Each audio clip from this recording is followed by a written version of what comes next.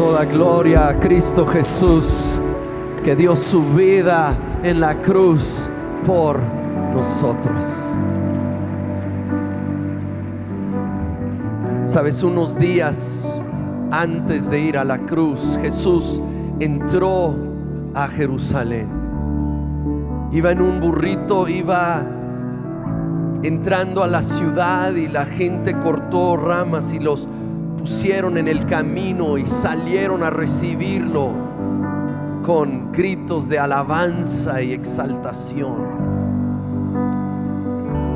En Lucas 19 nos describe un poco de la escena al llegar ese momento de preparación para la cruz. Dice: entonces le llevaron el burrito y a Jesús y pusieron sus prendas encima para que él lo montara. A medida que Jesús avanzaba, la multitud tendía sus prendas sobre el camino delante de él. Cuando llegó a donde comienza la bajada del Monte de los Olivos, todos sus seguidores empezaron a gritar y a cantar mientras alababan a Dios por todos los milagros maravillosos que habían visto. Bendiciones al Rey que viene en el nombre del Señor. Paz en el cielo, gloria en el cielo más alto. Algunos de los fariseos que estaban entre la multitud decían: Maestro, reprende a tus seguidores por decir cosas como esas. Jesús les respondió: si ellos se callaran, las piedras a lo largo del camino se pondrían a aclamar. Pueden tomar sus lugares mientras nos preparamos. Señor, pido que en estos minutos de reflexión nos ayudes, Espíritu Santo, a entender mejor tu propósito, tu diseño divino, a valorar aún más tu obra de creación y redención. Y lo pido todo en el nombre de Cristo Jesús. Amén. Cuando Jesús les dijo: si ellos no alaban, las piedras van a cantar, ¿qué estaba diciendo? Pues simbólicamente está expresando el propósito de la creación. Es conocer y alabar al Creador, a Dios. Y más que lo contemplamos, realmente la respuesta natural va a ser alabar y adorar y buscar tener relación personal con nuestro Creador. De hecho, de allí Jesús entró al templo y también ahí estaban alabando, incluyendo algunos niños, y también se molestaron ahí los fariseos y Jesús les comentó que esto de que los niños alababan, de hecho era el cumplimiento de una profecía en los Salmos de cómo Dios iba a perfeccionar la alabanza en la boca de los más pequeños. De hecho, estamos estudiando de cómo Jesús fue cumpliendo las profecías, cada una de ellas que se hicieron acerca del Salvador, el Mesías que vendría al mundo, y Jesús cumplió estas. La palabra amén significa cumplido o confirmado o así sea. Jesús vino a dar el amén, el cumplimiento, la confirmación de esas palabras que se habían dado. Pero hay una gran verdad aquí de cómo Dios depositó en el ser humano este deseo de adorar, de alabar. Me acuerdo leyendo hace unos años de un ateo, pero muy dedicado a su ateísmo, que tuvo un bebé y no quería que su hijo fuera expuesto a la enseñanza acerca de Dios por otras personas. Quería mantenerlo solo con su creencia de que no existe Dios, tanto que fue a vivir a una isla remota y a criarlo ahí sin el contacto de otras personas. Pasaron los años y Para su sorpresa, una tarde que salió, era el atardecer, era un atardecer hermoso, y su hijo ya joven estaba hincado en la playa con las manos hacia el cielo, y el hombre se desesperó y se acercó y dijo: ¿qué estás haciendo? Y el joven dijo: pues estoy adorando al que hizo todo esto. Porque es inevitable, si somos honestos, al ver la creación, al ver las maravillas, al ver el diseño, tiene que haber un diseñador. Al ver la creación, tiene que haber un creador. Y querer conocerlo y adorarlo es algo que viene en el corazón humano. Romanos 1 nos habla de esto en el versículo 20. Dice: pues desde la creación del mundo todos han visto los cielos y la tierra. Por medio de todo lo que Dios hizo, ellos pueden ver a simple vista las cualidades invisibles de Dios, su poder eterno y su naturaleza divina. Así que no tienen ninguna excusa para no conocer a Dios. Es cierto, ellos conocieron a Dios, pero no quisieron adorarlo como Dios ni darle gracias. En cambio, comenzaron a inventar ideas necias sobre Dios. Como resultado, la mente les quedó en oscuridad y confusión. Afirmaban ser sabios, pero se convirtieron en completos necios. Continúa: y en lugar de adorar al Dios inmortal y glorioso, rindieron culto a ídolos que ellos mismos se hicieron con forma de simples mortales, de aves, de animales, de cuatro patas y de reptiles. Entonces Dios los abandonó para que hicieran todas las cosas vergonzosas que deseaban en su corazón. Como resultado, usaron sus cuerpos para hacerse cosas viles y degradantes entre sí. Y fíjate aquí, concluyo este pasaje: cambiaron la verdad acerca de Dios por una mentira, y así rindieron culto y sirvieron a las cosas que Dios creó, pero no al Creador mismo, quien es digno de eterna alabanza. Amén. Sí, los seres humanos, aunque dice aquí, conocieron hasta cierto punto a Dios o su existencia, decidieron no querer adorarle a Él, sino crear su propia versión de una especie de Dios. Ahora, cuando hablamos de adorar, porque quiero decirles hoy, fuimos creados para adorar. Todo ser humano tiene un impulso hacia la adoración. Todos adoran a algo o alguien en alguna expresión. Muchas veces no es la expresión tradicional de literalmente levantar un canto como ahorita, o unas palabras. Muchas veces es más sutil. De hecho, quiero hablar de 3 categorías donde comúnmente las personas ponen su, voy a llamarlo, devoción, su devoción principal. Y son placeres, posesiones o personas. Ponen su devoción principal. Yo leí una definición que me gustó. En cualquier cosa que se vuelve mi principal fuente de plenitud, es decir, satisfacción, realización, gozo, propósito en la vida, cualquier cosa que se vuelve mi principal fuente de plenitud y propósito, es una especie de Dios en mi vida. Y voy a terminar rindiéndole alguna devoción a aquello. Para algunos son placeres. Ahora, esto puede ir desde sí cosas inmorales o cosas que son totalmente buenas en sí, pero los ponemos en un lugar indebido, les damos una importancia que no le corresponde, y de repente ese placer, esa actividad, ese deporte aún se vuelve la religión de uno, se vuelve lo principal en su vida. Y hemos visto a qué grado puede llegar, ¿verdad? La ficción, por ejemplo, por los deportes. A mí me gustan los deportes, que quede claro, eso no es el problema. Es cuando se vuelve la principal fuente de plenitud en mi vida, ¿sí? Y todos debemos de entender a la desilusión que llega a alguien que tiene toda su esperanza en un equipo, ¿verdad? Sobre todo si le va el Cruz Azul, pues ya sabemos. Pero fuera de broma, aún si ganas el campeonato, es un gozo muy superficial que no afecta a tu diario vivir y es muy pasajero. Nomás espérate otra temporada, ¿sí? Entonces es claro que eso no es donde debe de estar nuestra esperanza. Para otras personas son las posesiones,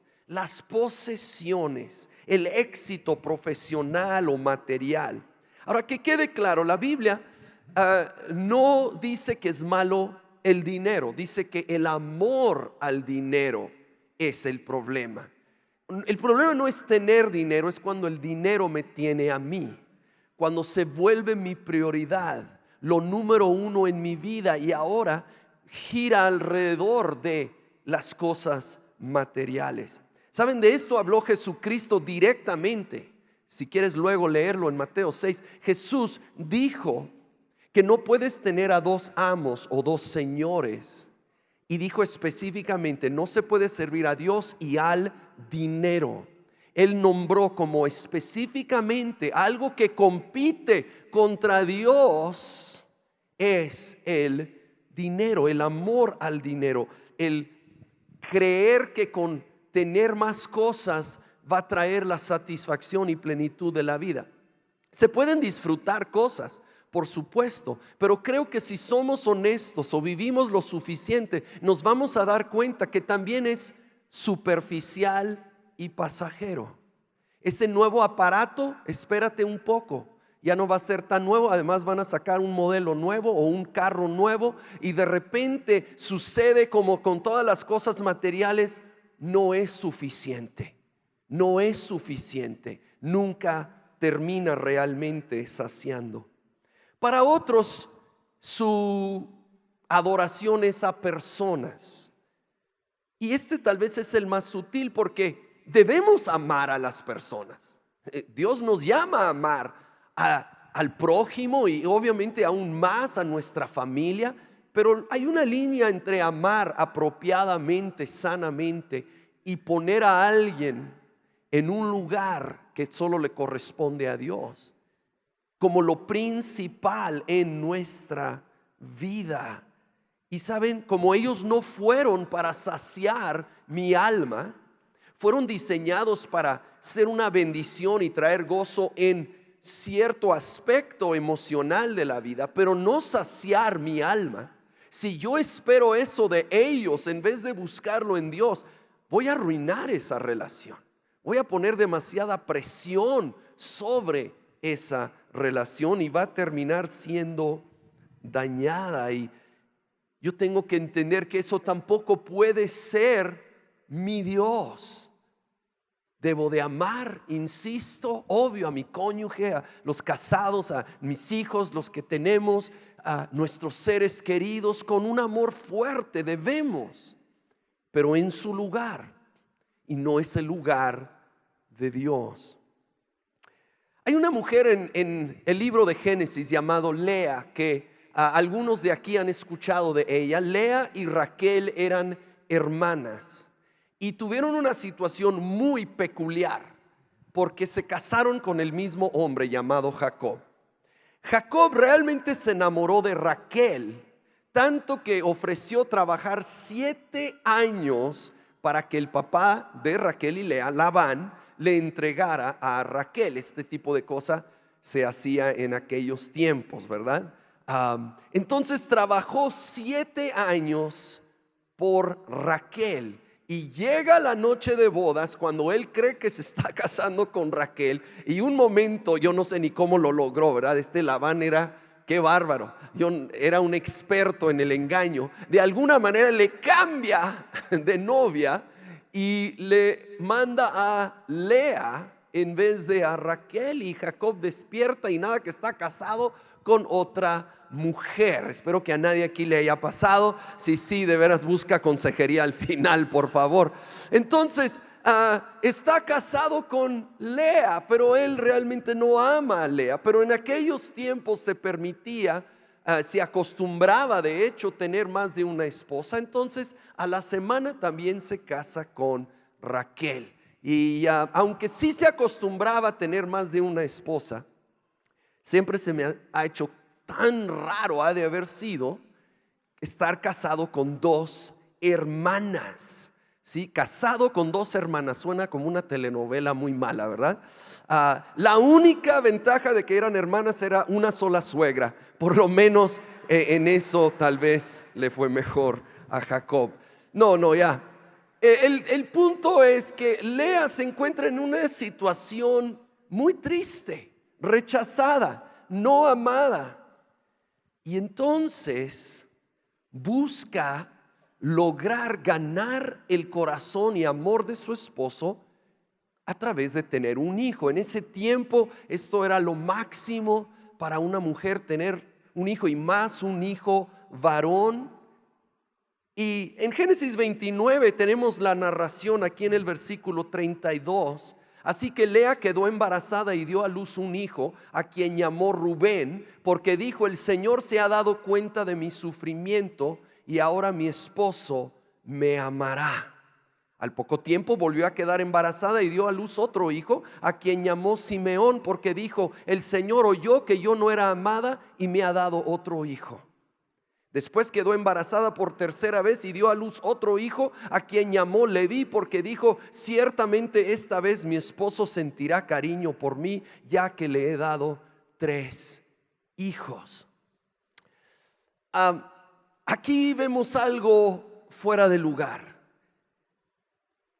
Lea había enfocado toda su esperanza para felicidad, para gozo, para plenitud en la vida a través del amor de un hombre, de Jacob.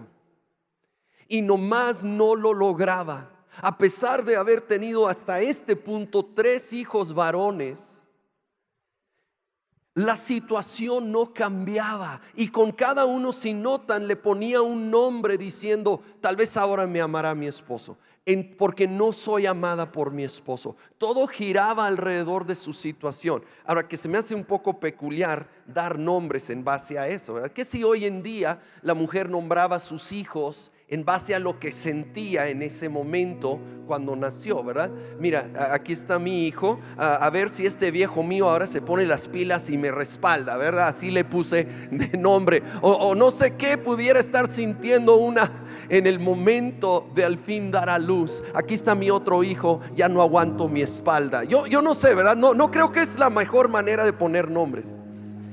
Pero fuera de broma, el punto es que Lea estaba enfocada en que el amor de una persona y un buen matrimonio saciara su alma, y no estaba sucediendo. Pero luego tiene un hijo más. Fíjate, versículo 35. Una vez más Lea quedó embarazada y dio a luz otro hijo, a quien llamó Judá, porque dijo: ahora alabaré al Señor. Y entonces dejó de tener hijos, implicando que entró en paz. Porque ahora no lo nombró pensando en mi dolor, porque no tengo lo que quiero en una relación humana. Dice que lo llamó Judá, que quiere decir alabanza, alabar a Dios. Lea quitó los ojos de lo terrenal y los subió a lo celestial, y dio alabanza al Señor, el único que puede saciar el corazón humano, el único que puede saciar nuestras almas. Nosotros necesitamos hacer lo mismo. Debemos adorar a Dios porque Él es digno, pero también porque es lo que sacia nuestra alma. Así fuimos diseñados. Estaba pensando un poco en esto de usar las cosas para lo que fueron diseñados. Pensé en una guitarra. Imagínate usar una guitarra como un bat de béisbol. Pues más o menos va a funcionar, no muy bien, pero además vas a estar arruinando ese instrumento, porque no fue diseñado para ser un bat, fue diseñado para tocar música. Pero si se usa para tocar música, alguien que sabe tocar puede producir algo hermoso. ¿Por qué? Porque ese fue su diseño, ese es su propósito. Nosotros fuimos creados para conocer y adorar a Dios. Y cuando caminamos, cuando lo ponemos a Él en primer lugar, empezamos a caminar en el propósito por lo cual fuimos diseñados, y algo hermoso empieza a suceder en la vida. Algunos, la verdad, están tratando de vivir como usando una guitarra para el béisbol. Estás tratando de poner algo en primer lugar que no fue diseñado para tomar ese lugar. Y aunque parece que te va más o menos un rato, luego te vas dando cuenta que no es lo que tú anhelabas. Además, empieza a dañar otras áreas y aspectos de la vida, porque no fue diseñada así. Ahora, algo muy importante en el tema de adorar a Dios es adorarle no por lo que puede hacer por mí, porque muchas veces Dios tiene planes y propósitos que no entendemos, y Él obra en maneras que no estamos esperando. Yo lo diría así: debo adorar a Dios por quién es Él, ya que muchas veces no obra como espero. Muchas veces Él no obra como yo estoy esperando o pidiendo, pero no es por falta de amor. La cruz debe de haber contestado esa pregunta para siempre, de cuánto nos ama. Y debemos adorarle por quién es Él, que es nuestro Dios, nuestro Creador y nuestro Redentor, que dio su vida en la cruz por nosotros. Y como a veces he dicho, cuando no entiendo la mente de Dios, puedo confiar en su corazón. A veces no entiendo qué está pensando Dios, por qué hace y no hace ciertas cosas, pero volteo a la cruz y confío en su corazón de amor por nosotros. Sé que puedo confiar en Él. ¿Sabes esto de estar esperando algo y luego ser desilusionado porque no era lo que Dios tenía planeado? Sucedió ese domingo cuando Jesús iba entrando a Jerusalén y la gente gritaba Hosana, que es una palabra de alabanza. Pero algunos de ellos, luego de ver que Jesús no era el líder político o militar que iba a derrocar al imperio romano como ellos esperaban, cuando vieron que más bien venía a traer una revolución de corazón, no externo, algunos que en domingo gritaron Hosana, para el viernes gritaron crucifíquenlo. Tenemos que adorar a Dios por quién es Él y por lo que ya hizo una vez por siempre en la cruz. Hablando de eso, y como Jesús es el amén, el que cumple y confirma todo lo hablado acerca del Salvador, quizá el pasaje más extenso sobre la cruz se encuentra en Isaías 53, cuando siglos antes se profetizó del sufrimiento del Salvador. Dice: pero Él fue traspasado por nuestras rebeliones y aplastado por nuestros pecados. Fue golpeado para que nosotros estuviéramos en paz. Fue azotado para que pudiéramos ser sanados. Todos nosotros nos hemos extraviado como ovejas. Hemos dejado los caminos de Dios para seguir los nuestros. Sin embargo, el Señor puso sobre Él los pecados de todos nosotros. Fue oprimido y tratado con crueldad. Sin embargo, no dijo ni una sola palabra. Como cordero fue llevado al matadero, y como oveja en silencio ante sus trasquiladores no abrió su boca. Al ser condenado injustamente se lo llevaron. A nadie le importó que muriera sin descendientes, ni que le quitaran la vida a mitad de camino. Pero lo hirieron de muerte por la rebelión de mi pueblo. Él no había hecho nada malo y jamás había engañado a nadie, pero fue enterrado como un criminal. Fue puesto en la tumba de un hombre rico. Formaba parte del buen plan del Señor aplastarlo y causarle dolor. Sin embargo, cuando su vida sea entregada en ofrenda por el pecado, tendrá muchos descendientes. Disfrutará de una larga vida y en sus manos el buen plan del Señor prosperará. Cuando vea todo lo que se logró mediante su angustia, quedará satisfecho. Y a causa de lo que sufrió, mi siervo justo hará posible que muchos sean contados entre los justos, porque Él cargará con todos los pecados de ellos. Sí, a Él sea toda gloria.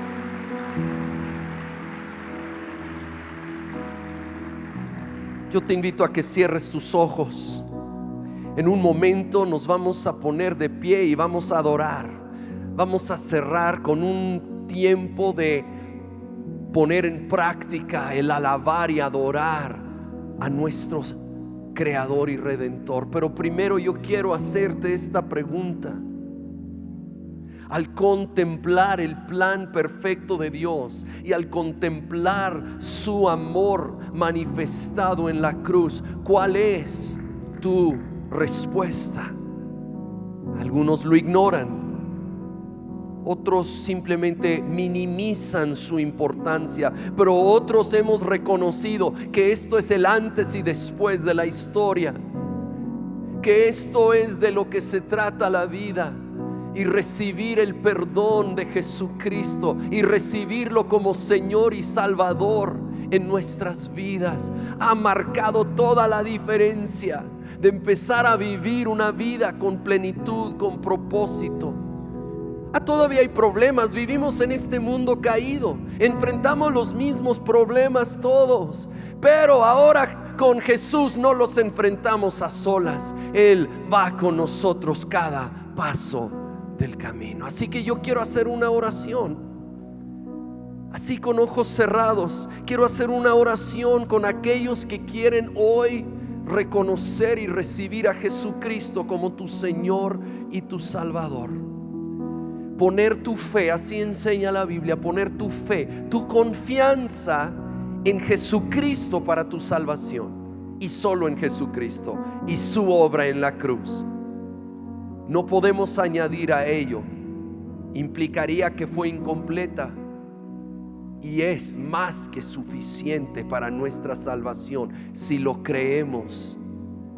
Así que voy a orar.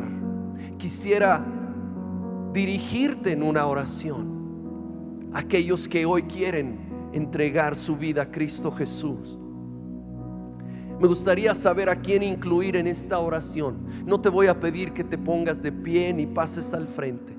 Solo si ahí en tu lugar quieres que te incluya en esta oración de entrega a Jesucristo, pudieras indicarlo con una mano en alto, por favor, ahí en tu lugar. Gracias. Veo esas manos, las pueden bajar. Gracias, joven. Ahí en medio también, aquí al lado, ahí al fondo, ahí en medio. Gracias, puedes bajar tu mano. Ahí también pueden bajar sus manos. Gracias, aquí también, ahí también, ahí al lado, al fondo. Muy bien. ¿Por qué no con ojos cerrados y allí en voz bajita entre tú y Dios le dices: Jesús, yo te necesito. Reconozco que te necesito. Y reconozco que tú, Jesucristo, eres el Hijo de Dios, que moriste en la cruz por mí, que resucitaste, que en ti hay salvación, hay vida, hay esperanza. Así que me rindo a ti, me entrego a ti en el nombre de Cristo Jesús.